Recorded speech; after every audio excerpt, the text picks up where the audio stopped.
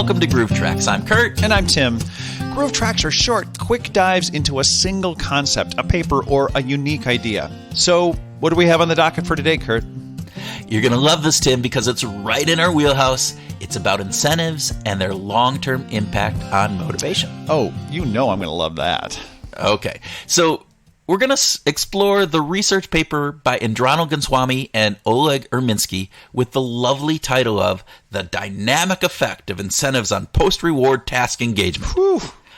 However, for our listeners, there is another more readable paper by Oleg with the more aptly named title of Short-Term Rewards Don't Sap Long-Term Motivation that we will also be pulling from. Okay, good. Let's begin with a little background on this. For many years, the general consensus by many researchers and practitioners was that providing people with short-term extrinsic rewards sapped their long-term motivation. This was originally identified by DC and Ryan in some groundbreaking studies in the 1970s and 80s. And their research suggested that when you give people, oftentimes kids, a reward for doing something that they enjoyed, they did less of that activity immediately after removing the reward.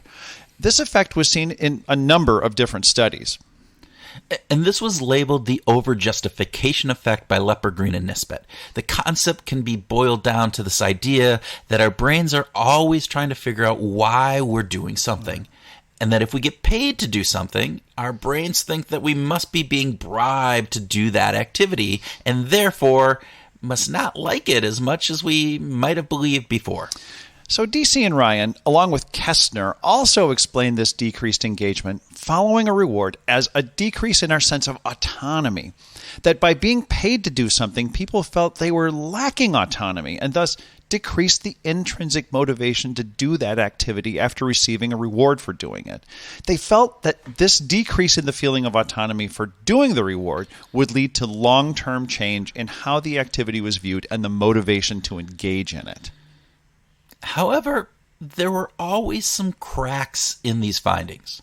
So in 1999, Eisenberger, Pierce, and Cameron did a meta-analysis that showed that earning extrinsic rewards could lead to greater feelings of self-determination and increased intrinsic motivation depending on how the reward was earned. If you only had to meet vague performance measures to earn the award, then yes, your subsequent intrinsic motivation was reduced. However, if you had to meet strict performance levels or beat others in order to earn that award, their research found that in those situations, self-determination and intrinsic motivation were flat and oftentimes might even see an increase. Yeah, so even DC, Ryan, and Kestner showed that verbal rewards and unexpected rewards had no subsequent post-reward effect on behavior. And another crack in this post-reward performance decline argument was that real-world companies, those that were engaged in highly competitive markets, they continued to use and increase the use of incentives with their salespeople. Surely, if rewards caused a performance decline, they would have gotten rid of those costly incentives quickly. But that was not the case. Great points, Tim. So let's look at the study by Goswami and Urmisky. What's it say? Okay, this is a cool study that was published in 2018. Basically, what they did was look at behaviors over a longer period of time to see what happened when they introduced an extrinsic reward and what happened after they removed that extrinsic reward. So the study was set up where 90 participants were given the opportunity to choose between two activities.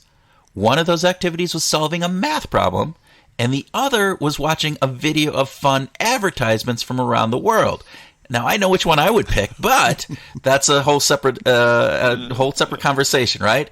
The activities both took 30 seconds. The fun part of this is that they asked the question 30 times. Now, there was first a baseline period of 8 trials. Then, half the group was given a reward option, where if they solved the cognitive math test, they earned additional bonus money of 5 cents for each correct answer. And this was for trials 9 through 18. Finally, there was the post-reward period, which were trials 19 through 30, where the rewards were taken away completely. And drum roll, please.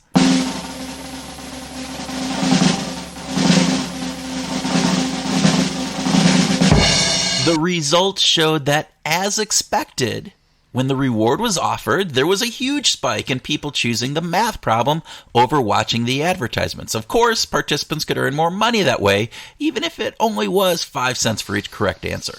And as predicted, when that incentive was removed in Trial 19, there was a significant decrease in people choosing the math problem.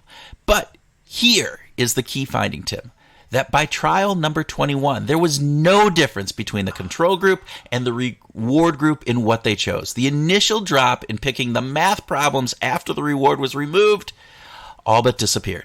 The reduction in engagement was only momentary. In fact, they found that there was even a slight increase in the reward group people choosing the math problem over the baseline after trial 21. All of this points to the idea that short-term rewards do not sap long-term motivation. And that is significant implications for businesses and other organizations that use incentives. For a long time, there has been concern that using incentives could ultimately decrease motivation, but we can be reassured that will not likely happen.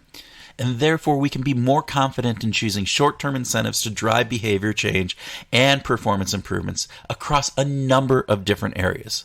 Of course, short-term incentives have been effectively used in sales forever, but we could potentially use them in learning, other HR initiatives. Or what about using incentives on a more personal basis for getting you to eat healthier or exercise more? Or for educators to encourage kids to get better grades? The opportunities, Tim, the opportunities are out there. Yes, they are. And we encourage you to rethink using incentives and maybe even incent yourself to go out and find your groove.